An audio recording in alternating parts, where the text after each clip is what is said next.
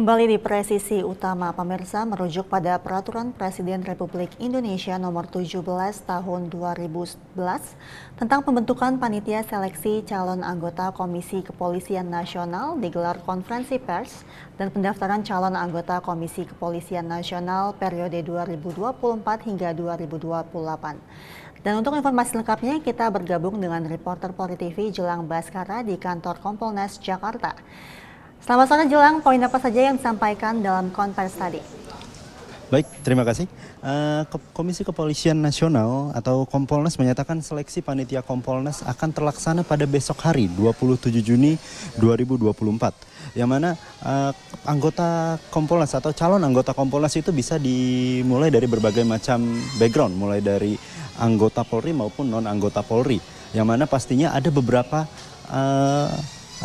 syarat untuk menjadi seorang anggota Kompolnas, yang mana syarat pertama tadi sudah disebutkan oleh Ketua Seleksi Kompolnas juga, Heriawan Lisianto juga menyebutkan syarat pertama untuk menjadi anggota Kompolnas adalah merupakan warga negara Indonesia, bertakwa kepada Tuhan Yang Maha Esa, umur minimal 40 tahun, dan juga berkepribadian tidak tercela, memahami fungsi dan tugas kepolisian, melaporkan harta kekayaan, tidak menjadi anggota dari partai politik, dan juga minimal sarjana pertama hukum, tidak ada riwayat kejahatan, dan memiliki pengalaman sekurang-kurangnya selama 15 tahun.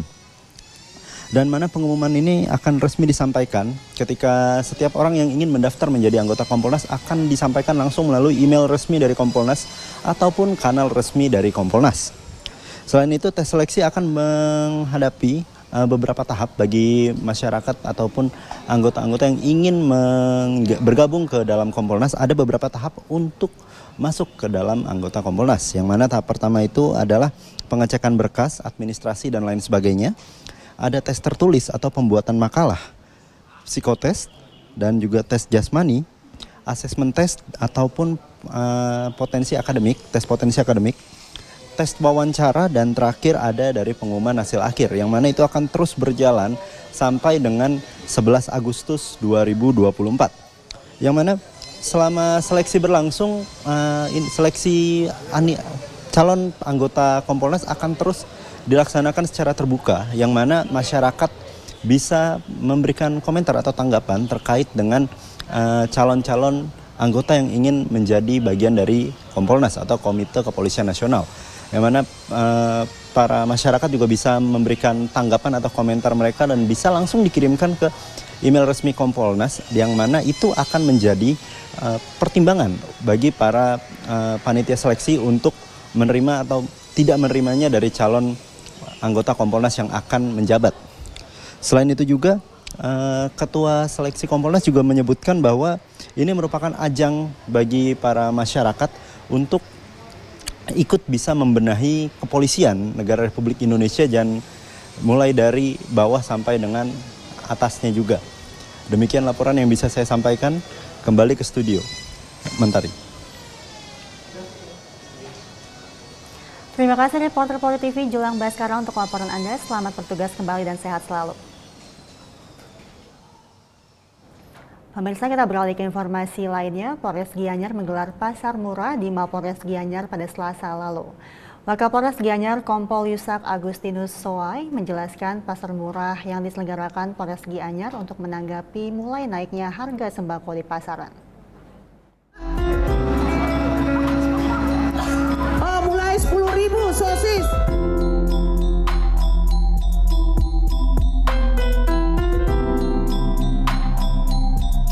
Masyarakat yang sudah berada di seputar Mapolres Gianyar silakan mendekat.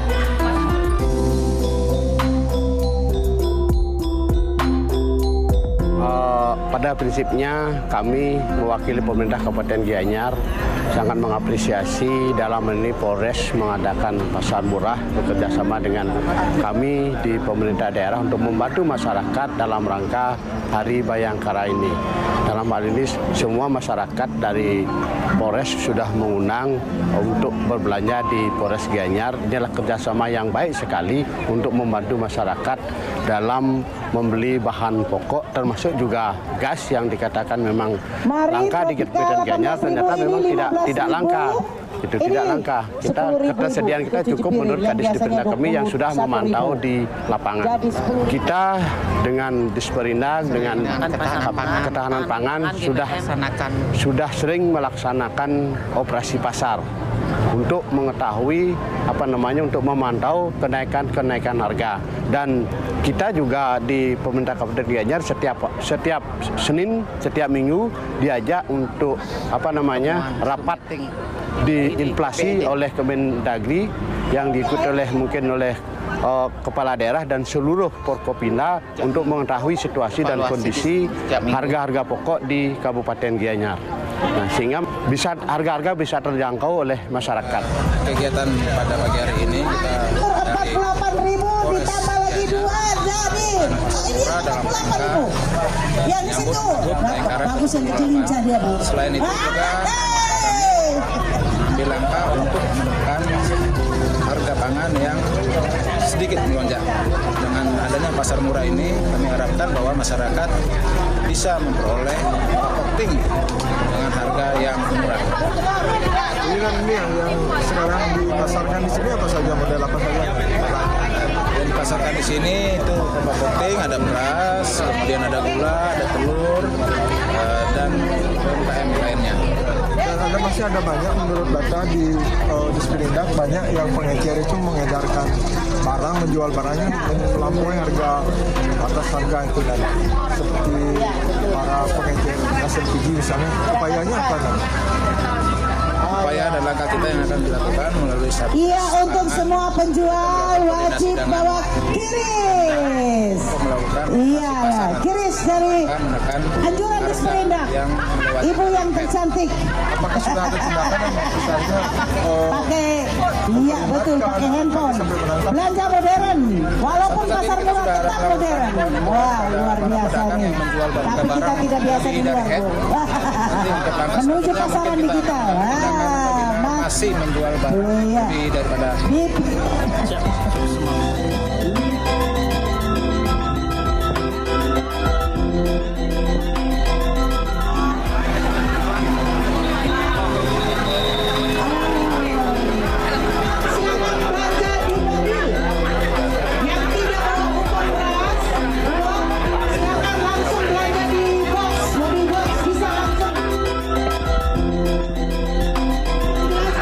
adanya pasar murah ini sangat terbantu untuk masyarakat karena harganya jauh lebih miring dari harga di pasaran. Selamat Food Bayangkara, kami mengucapkan sukses selalu dan jaya selalu untuk Polri.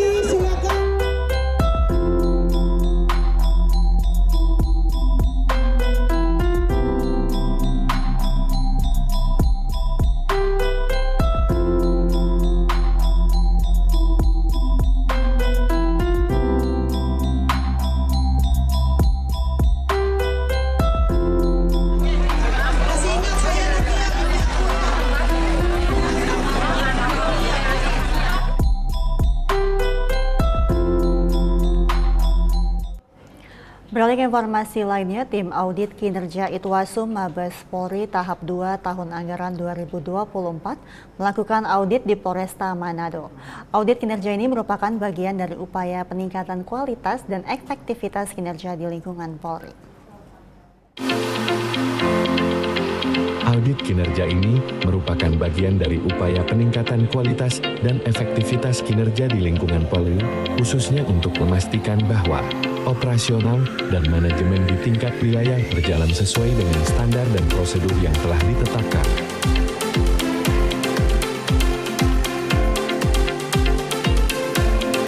Kegiatan ini berlangsung 2 hari.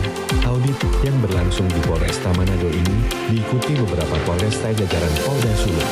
Hadirnya perwakilan dari 5 Polres ini menandakan sinergi dan komitmen untuk mencapai tujuan audit yang diharapkan.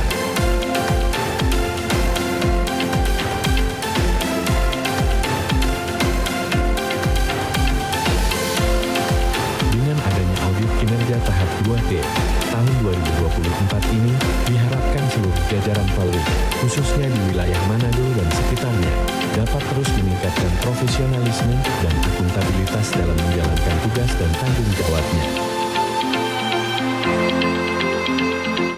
Beralih ke informasi lain, untuk mengetahui pantauan arus lalu lintas sore hari ini, berikut laporan Brigadir Meidina, petugas NTMC Korlantas Polri yang berada di MT Haryono, Jakarta Selatan.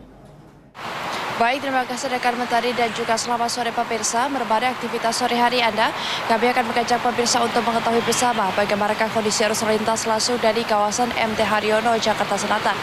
Dapat Anda bersama dari kaca Anda arus lalu lintas pada sore hari ini terbilang cukup ramai dan juga lancar dari berbagai arahnya, yakni arus lalu lintas dari arah Cawang ataupun yang akan mengarah ke Semanggi ataupun sebaliknya melalui jalur arteri. Saat ini dalam situasi ramai dan juga lancar. Kecepatan kendaraan di kawasan ini dapat dipacu berkisar 40 hingga 60 km per jam. Kami menghimbau kepada Anda para pengendara agar selalu menjaga batas kecepatan maksimal kendaraan Anda untuk keselamatan kita bersama. Selanjutnya, arus lalu lintas dari arah Cawang yang akan mengarah ke Semanggi melalui tol dalam kota. Saat ini dalam situasi lancar, belum terjadi peningkatan volume arus kendaraan yang signifikan di kawasan ini. Kemudian arus lalu lintas dari arah Pancoran yang akan mengarah ke Pasar Minggu pada sore hari ini dalam situasi lancar. Begitupun dari arah sebaliknya, yaitu dari arah Pasar Minggu yang akan mengarah ke Pancoran. Antrian kendaraan hanya menjelang traffic light yang berimbas kurang lebih sepanjang 100 meter ke belakang, selepasnya kendaraan dapat melaju dengan kecepatan normal. Kemudian arus lalu lintas dari arah Slipi yang akan mengarah ke Semanggi sore hari ini dalam situasi kondusif lancar. Antrian kendaraan di belakang traffic light kurang lebih sepanjang 100 meter ke belakang, selepasnya kendaraan dapat melaju dengan kecepatan berkisar 50 hingga 60 km per jam. Dan pemirsa, perlu kami informasikan kembali bahwa kawasan MT Haryono ini merupakan kawasan ganjil genap, sehingga plat nomor genap saja yang dapat melintas di kawasan MT Haryono ini. Dan untuk kendaraan berplat nomor ganjil silahkan melewati jalur alternatif lainnya.